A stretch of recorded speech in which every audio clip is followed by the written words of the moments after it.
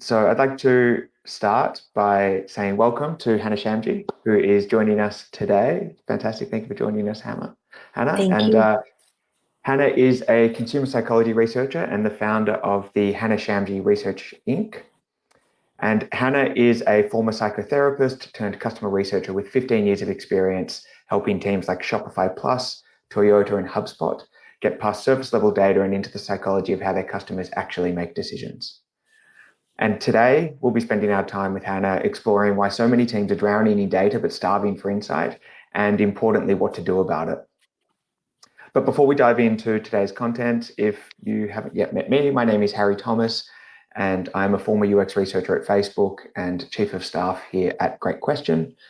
And if you haven't heard of Great Question is an AI user research platform that helps teams recruit participants, run any method from interviews to surveys to prototype tests, and build a research repository that puts real evidence into every decision, whether that's your PRD, your design review, or your AI tools, through our brand new MCP integration, which has both read and write access, which we're really stoked about internally.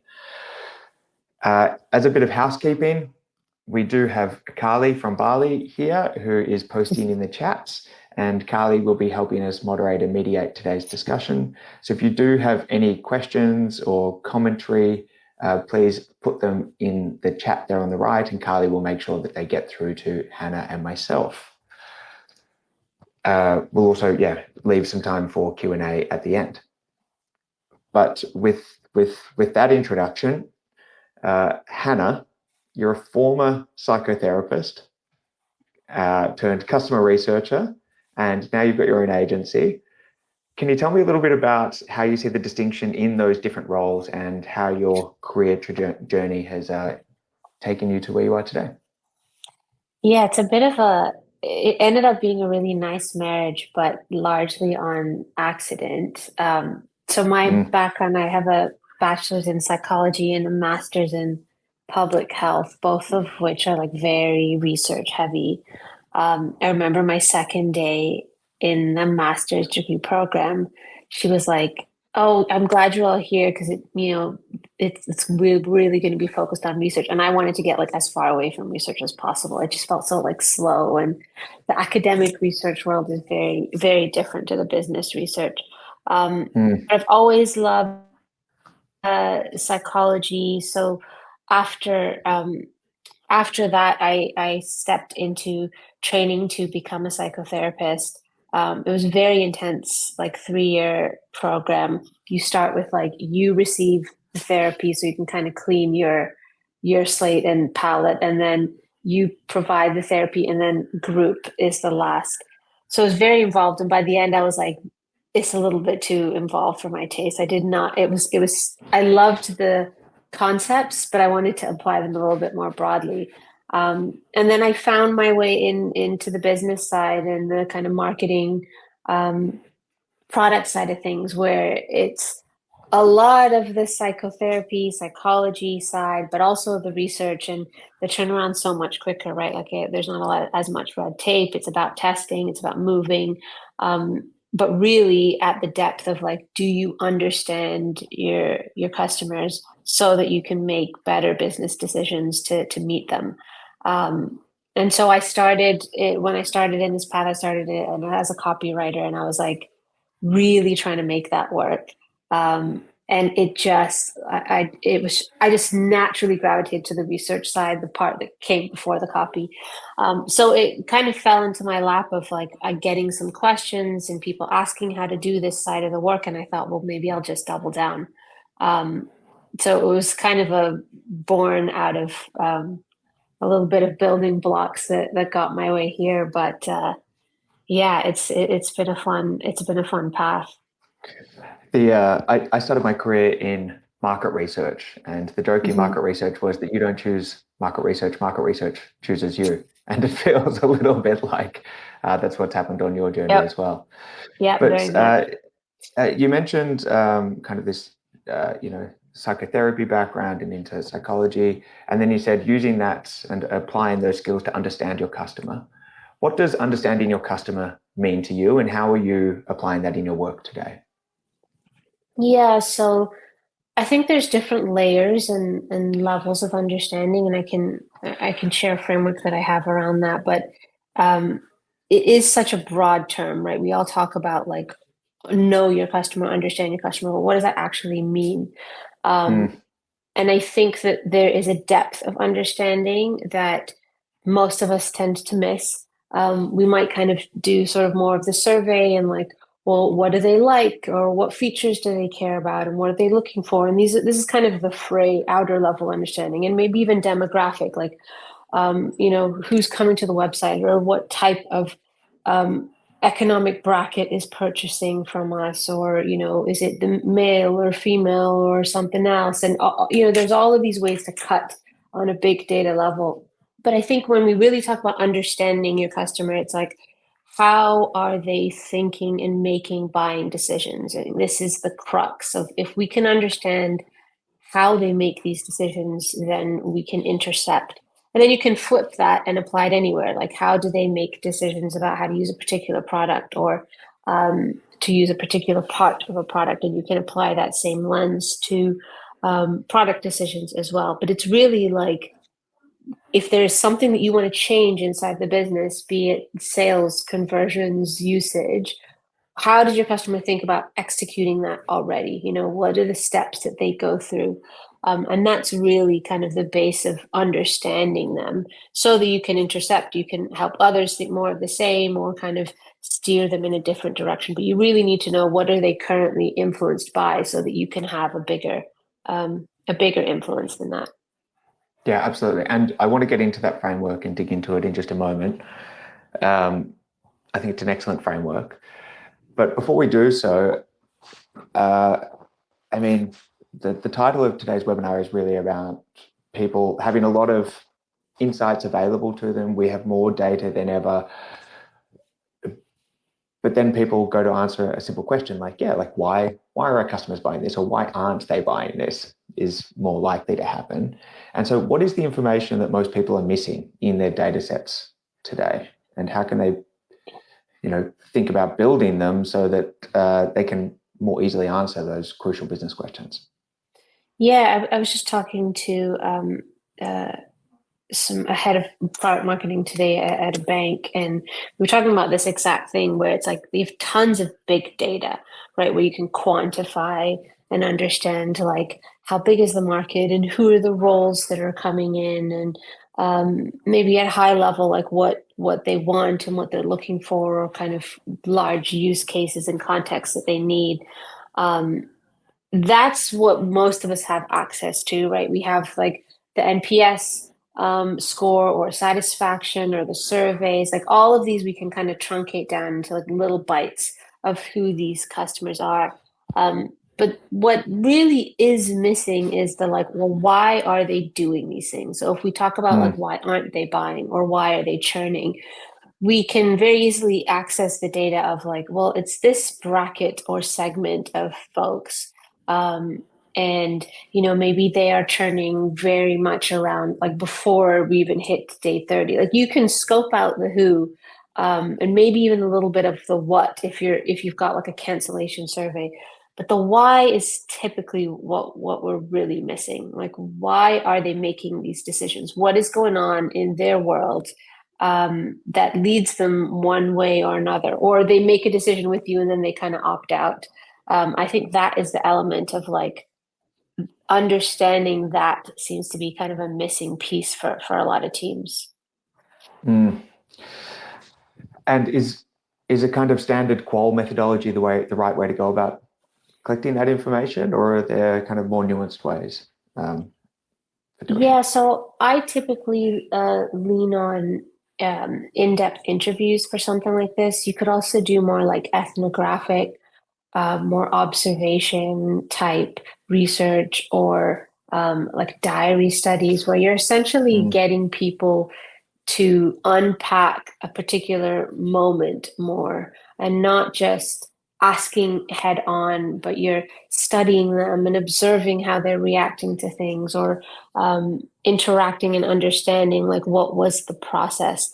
So you definitely want more intimate, like kind of one-to-one time to really get at that, and it's away from the world of like survey. So where you surveys or kind of polls where you're doing like a one to many, you really want to lean into that like one to one and having individual time to get like underneath those layers, because people don't really know the information that you want, right? Like and I know you know this with your background, but people don't really know why. We don't know why we make the decisions that we do. We think we know. We have an idea of why, I didn't drink coffee this morning, but it's actually a very complex web of circumstances and contexts that tip us into one direction or another. So you really need to get past people's own version of themselves to be able to unpack this. So that one-on-one is a really helpful space to be able to do that. Yeah, absolutely. And I think in as much as it is helpful to speak to customers and prospects in a one-on-one format, it also creates insights that are emotionally resonant with your team. And so they really help move your team much more so than the numbers can. I Yeah. mean, an NPS of 6 means something to somebody, but to say that, this person really fucking hates your product means something very different. And to see them say that is Yeah. very clear and moves hearts and minds. Yeah, absolutely. But you mentioned a framework that you have around different levels of depth of insight, and that's been cited all around the internet, and is, I guess, part of what's made you famous. And so I'd love to hear more about. As my dog joins us, I'd love to hear more about that framework and how you've gone about developing it. Yeah, let me just grab it here. So this is something I put together. Can you see my screen? I can, The yeah. kind of concentric circles. Okay, so this is something I put together to help explain to clients what type of research I do. So when we talk about the world of like research and data, everyone kind of has their own interpretation or understanding of what that means and what that looks like. A lot of us will gravitate towards big data and sort of like survey or like transaction data. Not everyone's thinking the same way. And I wanted to demonstrate an important difference between the kind of deeper levels of understanding and maybe the outer rings that a lot of companies tend to have insight on. So the idea here is that the customer sits at the middle. The further away you are from the customer, the easier it is to collect that level of data. So level one, we're looking at like NPS, website, website polls. It's very easy to collect good level of bias, right? There's no moderator, there's no kind of accountability. It's just what they choose to say and what they choose to tell you, maybe because they're short on time or they just actually have a different agenda. They're frustrated about something with the product. Like it's whatever they feel like passing forward. A slightly more intimate level is what they think and what they feel. So this is things like open questions on a survey, customer satisfaction. It's a good view into like what do they care about, but again there's a level of filtration here, right? Like what they think and feel is also biased. Like they might think that this feature is really good, but are they actually using it? They might feel frustrated by not having access to something, but it was like one instance one time and the rest of the product is totally okay. So there's still a lot of bias. It's still very conflated by memory as well. Then you've got level three. This is where we're starting to get into more reliable insight, where it's like, what do they actually do? And so this is, you can pull this from some of the data channels like transaction, purchase data, conversion data. It's very helpful to get something concrete, right? Because everybody can say whatever they like or don't like about the product or tell you what they really think about it, but what do they actually do? Do they pull the trigger? Do they churn? Do they cancel? Do they subscribe or unsubscribe? The real kind of gold is the why they do it. And this is much harder to collect, but it's very focused on like decoding behavior. So it's essentially a translation layer for what they do and then why they do these things. Like, why do they actually say or think or feel certain ways, but then act in different ways? So we kind of unpack inconsistencies. and contradictions in behavior. Like we know better, but we don't do better. We say one thing, act another way. This is kind of will unpack all of that. And it has a lot to do with context. So if we think about the way that we dress is different on maybe a weekend than in a weekday when we're going to work, or on vacation versus going out with friends. There's a lot of context and layers here, right? People have like a decision matrix in their mind for making decisions. And so we really want to understand this, and then this becomes the translation piece for all of the others. It does not mean that the outer level rings are not important. You actually want to know what people choose to share about themselves and what they think and feel, because that's kind of their worldview. Um, and then be able to meet them there and kind of also understand how they actually operate. So marketing might still want to operate in these outer two levels, but then coach someone towards these inner rings, right? Like meet them where they think they are and then kind of guide them towards where you want them to be. So the full set is helpful, but most of us don't really get to this deeper level, which is really where we tie all of the pieces together, if that makes sense. That does make a lot of sense. And you mentioned one thing in your explanation there around there being a distinction between what people say they will do and then what they do. So that, friction develops between level 1 and level 3. And is that a signal that you need to do some level 4 understanding, in that there's a gap between what they say and what they do? Or I guess what I'm trying to get at is, what are the triggers that indicate to you that you need a level 4 understanding about your customer? Yeah, it's a great question. So absolutely. When you only have what people say, it's a pretty good cue that they are carrying some level of bias. You can kind of take that as a given. When you have people saying, hey, the reason that we didn't purchase is price, and then you're seeing a lot of purchase behavior that mirrors that, even if there's some level of consistency, you're still lacking a bit of depth, which is usually a signal to dig into the why. Or if they say, we love it, don't buy, or we love it and then never use it, absolutely you want to dig into what's really going on. The other kind of inconsistency is like, so everyone wants to be seen in a positive light. So we might think that we are like extremely, I use the example of like extremely healthy. We eat really healthy. And I might tell you that like, oh yeah, I'm super diligent about what I eat. And I actually believe that about myself. Um, and it's very different to what do I actually do? Like how much junk food then did I actually eat during the week? So there's an inherent level of like liability we take on just by operating in these spaces, but bringing out the actual execution of what does the data show, what does the conversion show, can really kind of absolutely make the case for, hey, we need to go a level deeper and figure out what's going on. Yeah, that's so interesting. And I guess the inverse of that is, are there instances where level 1 or level 2 are totally sufficient for teams, i.e. they don't need to understand the why because they can act confidently upon what people are saying and what they think and feel? Or do you always need to get to a level 4 understanding? So I think of this more as like stakes. I'm a big fan of like, don't do research if you don't need it, and don't do the full gamut of research if you don't need it. Research is it's a big investment, right? Like it's not a small amount of effort and time to figure out this deeper why.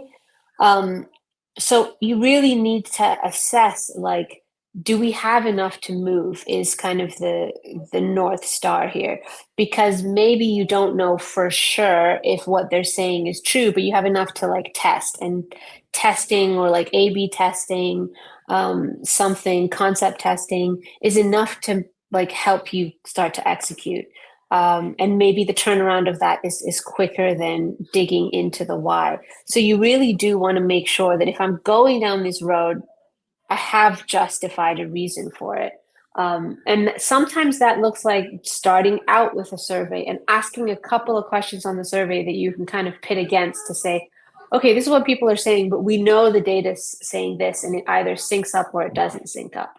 And if it syncs up, maybe it's like, that's great, but we now need to go deeper to figure out how to solve this gap. So you've made a justification for why they do studying the why.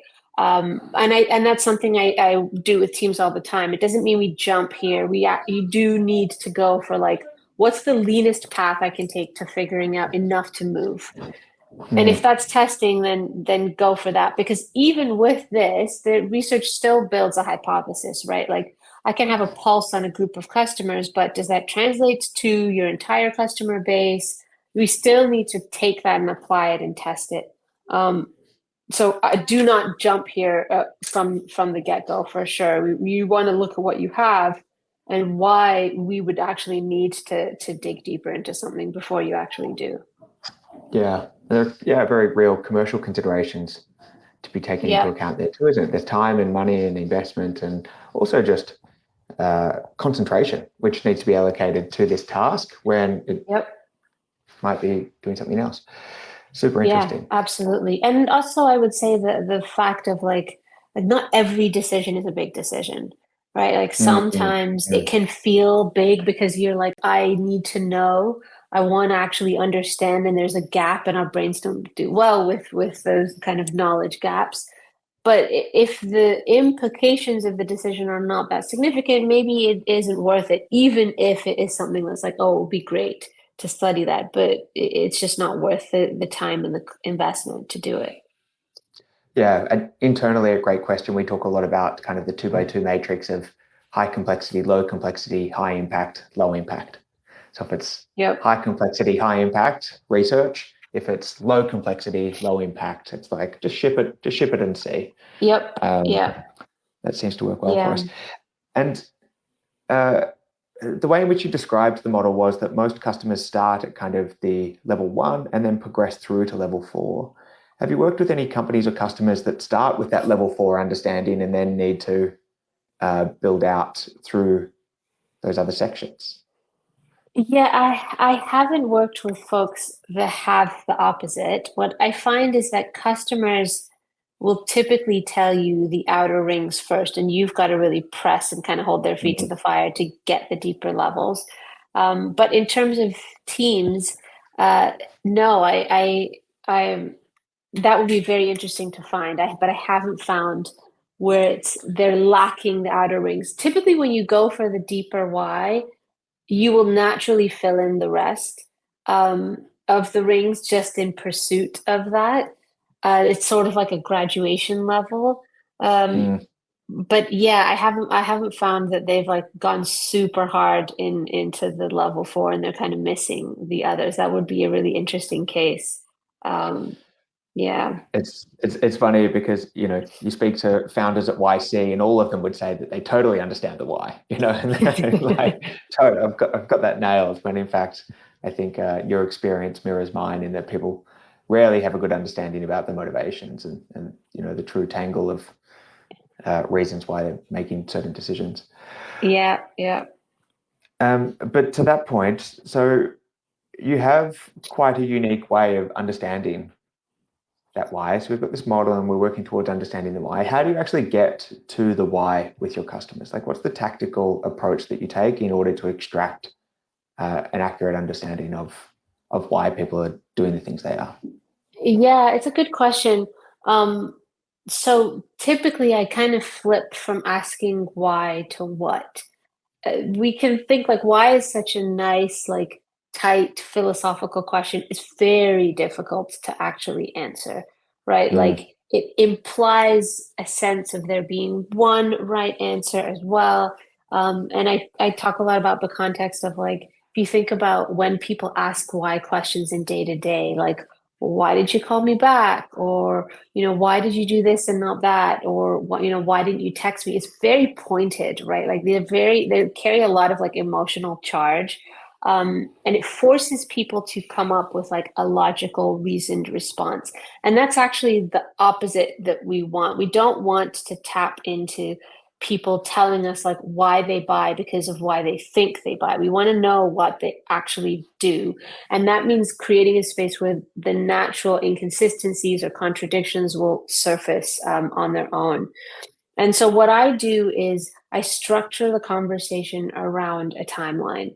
And I bookend it with like, well, what is a decision that I care about studying? Is it we want to get more people to like sign a contract or book a demo call or actually like click on something? That's kind of my end. And then where do I want to start the conversation? Is it like coming onto the website? Is it um, when they signed up for a newsletter or a webinar? This then becomes like the frame of conversation. And all I'm trying to do is essentially unpack the documentary, like what happened that got you from point A to point B. Can I share, can I show you something about what that looks like? I'd love to see it, because what I'm picturing is almost like a diary study, but let's see what you've got. So it looks a little bit like this. Let me zoom out here.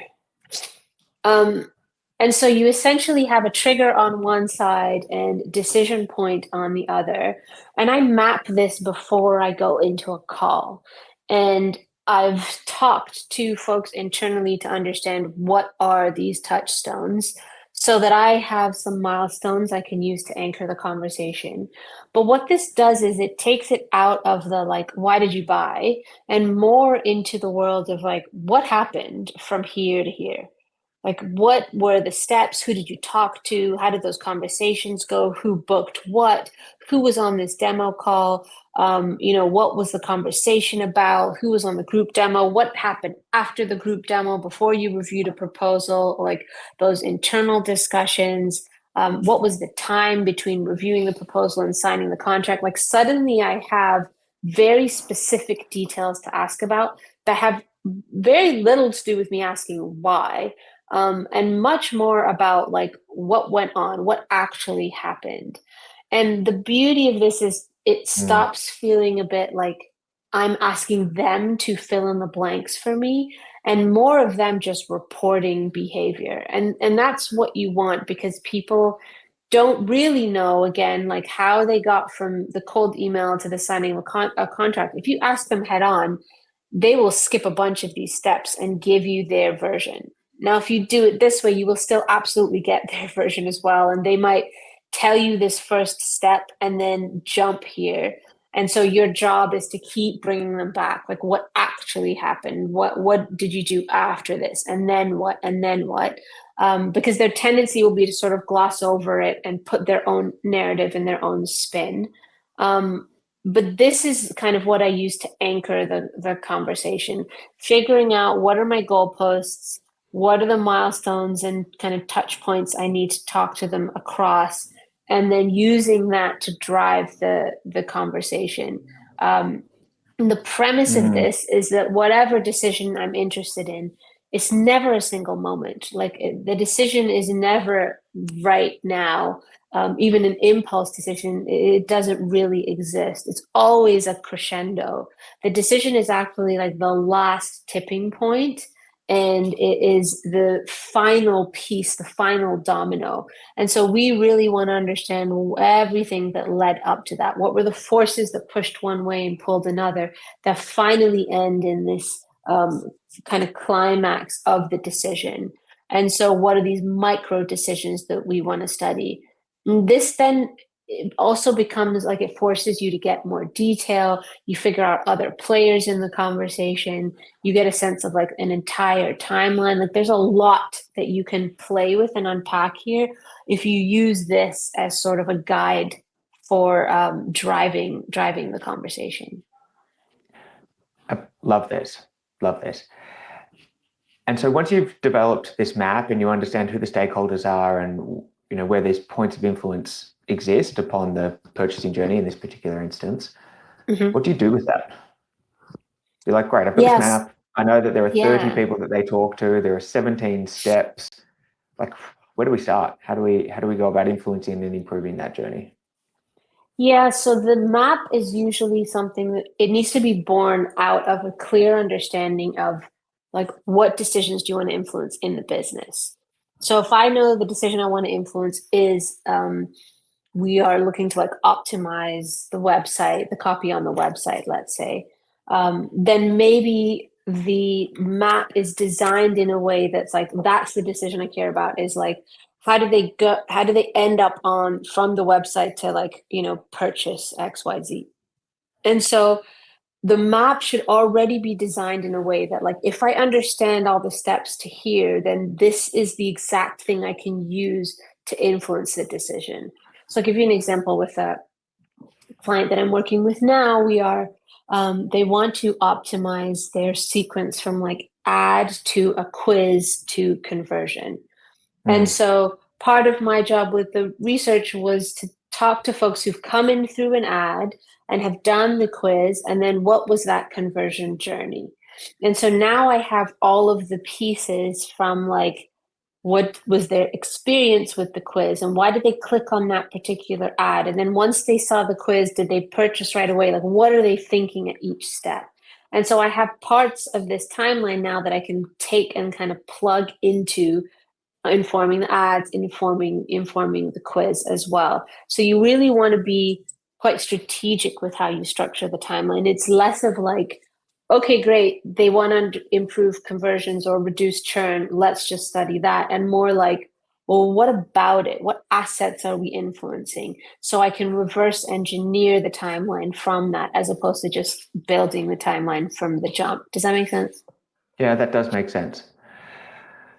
And it's kind of one comment and a question. And the comment is, as I'm thinking through these individuals' journeys to the buying point, the reason why won't be as simple as, oh, because they want to be happy. It will be the reason why they have made this purchase is because of this, and this. And so the why reason is actually very convoluted and complex, and it would be hard to distill it to a single sentence. So that makes a ton of sense. And then my question is, what about the people that didn't complete the journey? And so how do you think about sample and understanding not just why people took a certain behavior, but why not? Yeah, I love that question. So the why not is such a helpful like flip to the why, because sometimes everything feels important in the why, right? Like there are all these parts of a decision that tips them in the favor of buying, but actually it was just like three or four that folks who chose not to purchase really hung on to. So that's still the end decision that I would study. I'm still have the same timeline. It's just like in this case, the decision point is they decide to not like to unsubscribe or to click away.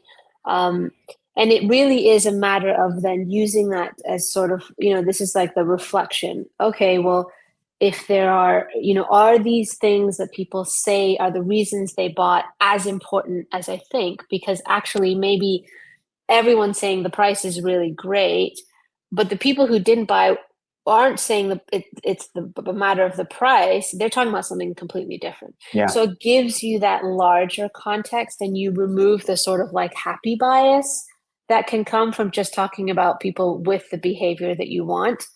So I always encourage, where it makes sense, like let's do both sides of the fence, so we have like a fuller picture. Also forces a level of priority, right? Like maybe everyone's talking about a particular feature that they love, but the people who churn, like they're not talking about it at all. And so that tells a very different story. Are they totally different types of people? Are they the same kind of person, but they're actually, this is a much larger view of who this customer is? Are there other factors that tip the scale in one way or another? So it gives a much more rounded out, less biased understanding of the decision than if you just talk to one side of the fence.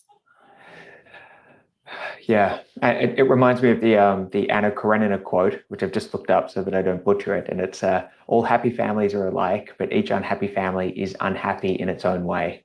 And so understanding, the multitude of reasons why people aren't buying or why they're unhappy in the purchasing journey is as interesting and can be enlightening as well, particularly for things like market expansion or if you're looking to build a new product. Yep, absolutely. Um, so Hannah, we've got lots of researchers on the call today. I've just taken a look at some of our attendees. We've got lots of UX researchers, but we've also got some product managers and product designers, folks that are newer to research, so earlier in their career, along with a couple of PhDs as well, which is great. But for these folks that are less accustomed to conducting research, the idea of setting up an IDI, finding the right sample, getting people into a call, walking them through this map, and then delivering kind of a why for them. Mm-hmm.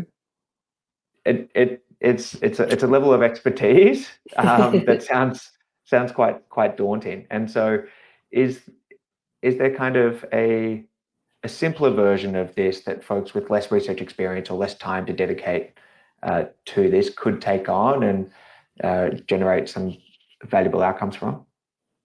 Yeah, absolutely. So I think that the interview is kind of a nice kind of gold standard when you're wanting to understand the why. But that's not to say that something like a survey is not, right? Like if you need to justify the time and resource and even the skill building of like pursuing more in-depth interviews, then starting with a survey is a really great place. And it's also often like there's a bit more appetite for surveys internally where you can speak to a bunch of folks and suddenly say, well, this is what the user or the customer is saying.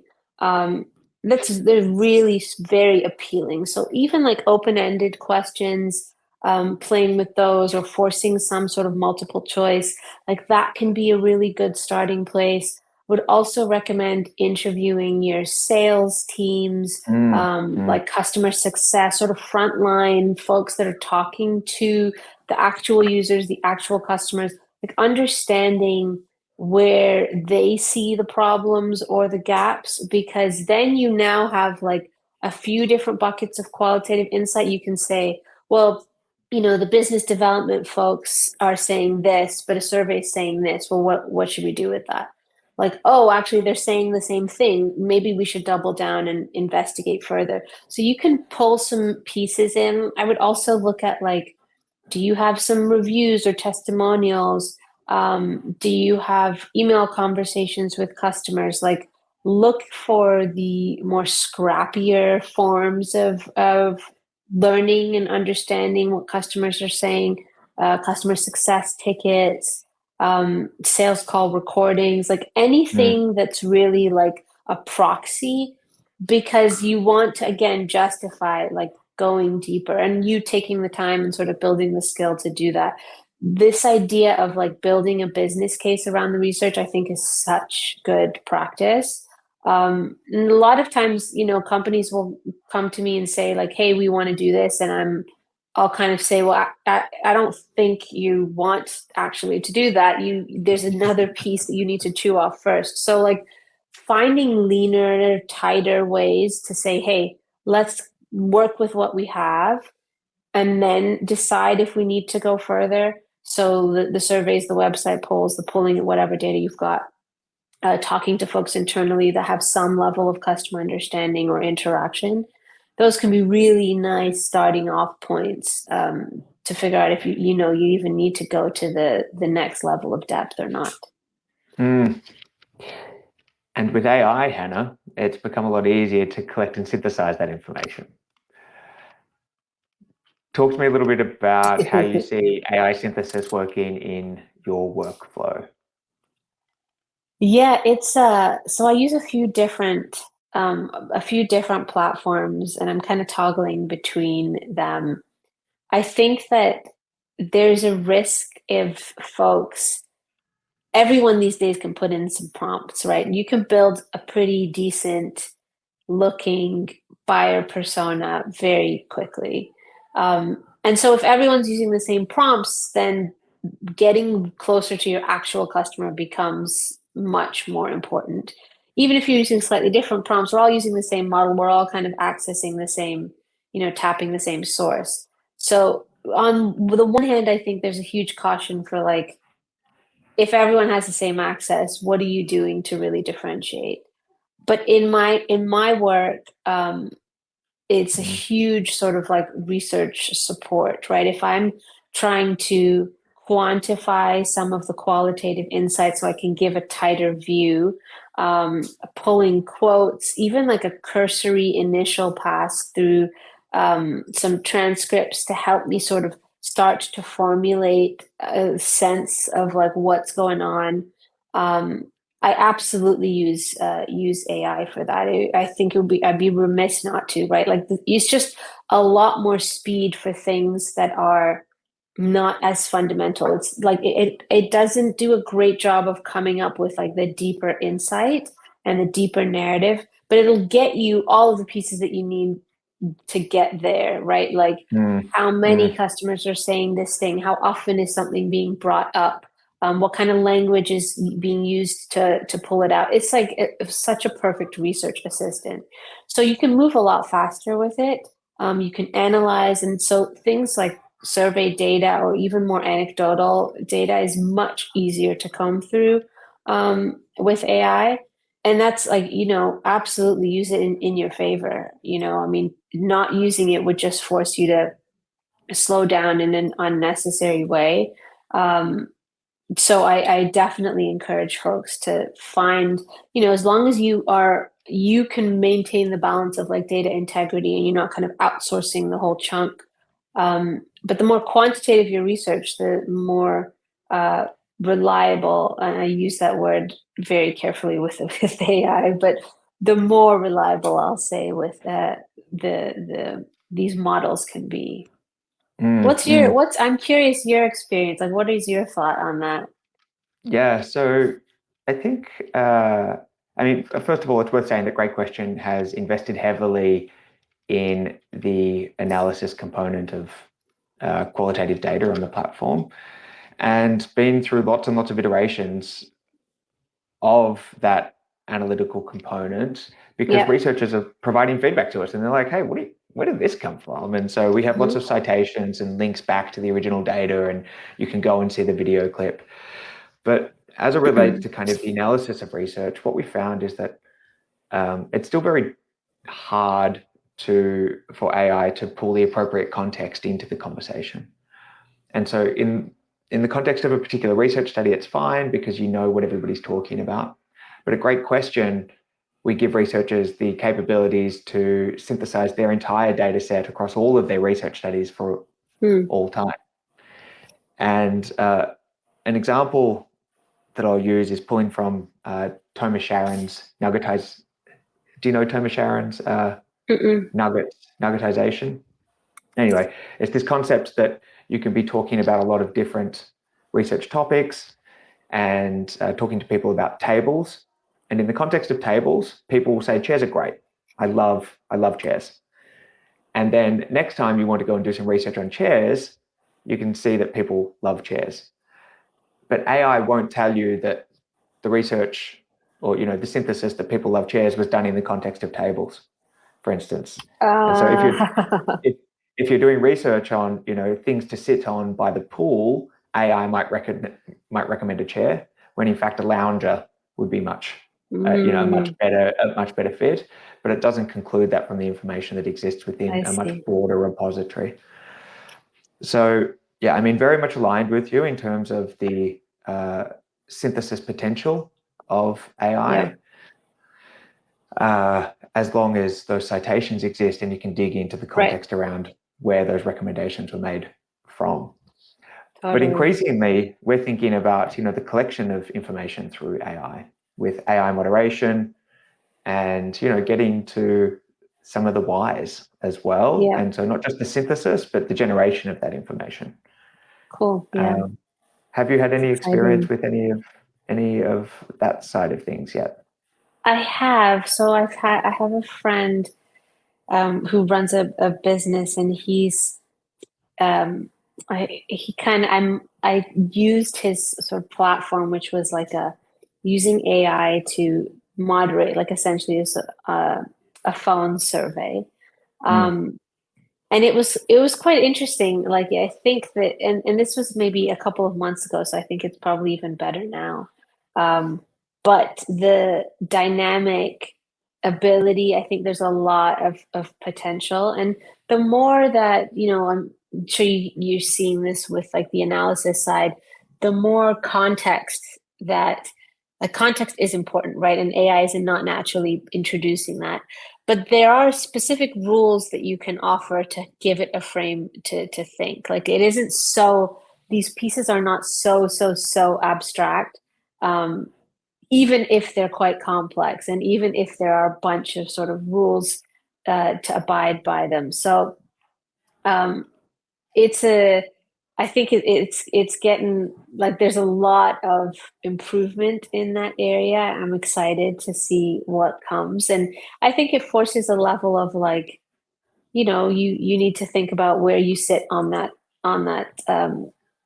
in that world too. Like, do these tools become more and more integrated, and then your work becomes more specific where the human element kind of lives inside all of that. But yeah, it's a fun space to play in. Yeah, and a big topic for lots of folks that we're working with at Great Question as well. And we were just at Config last week, which is Figma's design conference, and speaking to a lot of designers who are very interested in getting into research, and now through the help of AI, see that as a big opportunity for them as well.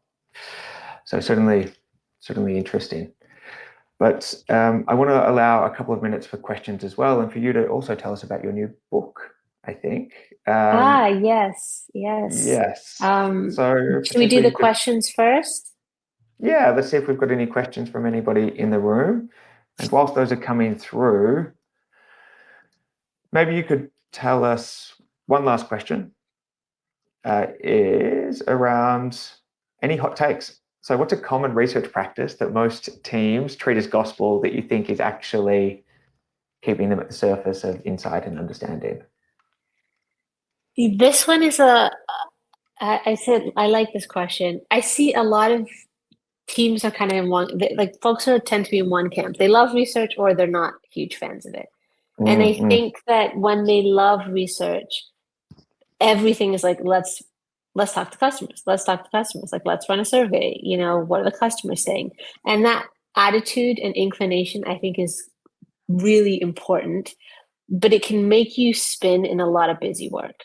Like if you don't have a filtering lens for not everything needs research, even if and not everything needs deep research or not everything needs research, then you can kind of stay in the cycle of like, it's so much fun to learn.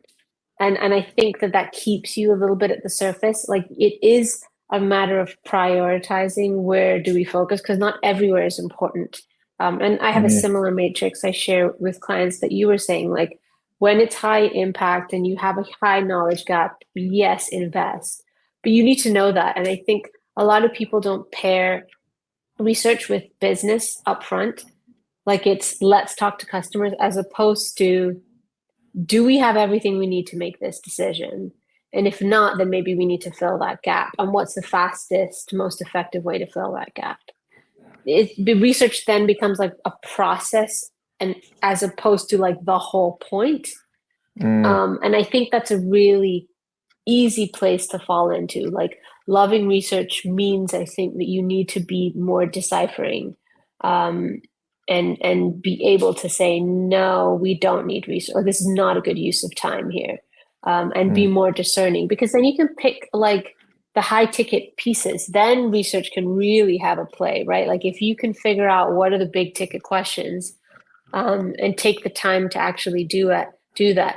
Now you can have a much bigger impact, and you stop kind of spinning at the surface of like learning, but not really moving as much. Yes, absolutely. Best research is no research if you can get away with it sometimes. Absolutely fantastic. Well, thank you very much, Hannah. And maybe, yeah, you could tell us a little bit about some resources that you're building. Yeah, so this is a book I have a workshop that I was running quite a lot last year, and it was teaching folks my process, that sort of interview map, and also more on the like psychotherapy and psychology of like how to actually run effective interviews.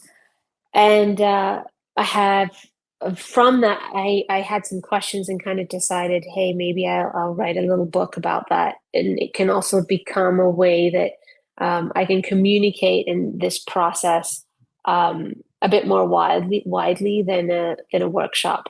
Also lets me like better balance some client work because the workshops can be like quite involved. So I've Carly just shared the wait list there. I'm planning on putting something out in October or before October. You can also check out my LinkedIn. I'll be posting about it there. But yeah, I'm excited. It's been quite a process already to figure out the whole writing journey. But I think it'll be nice.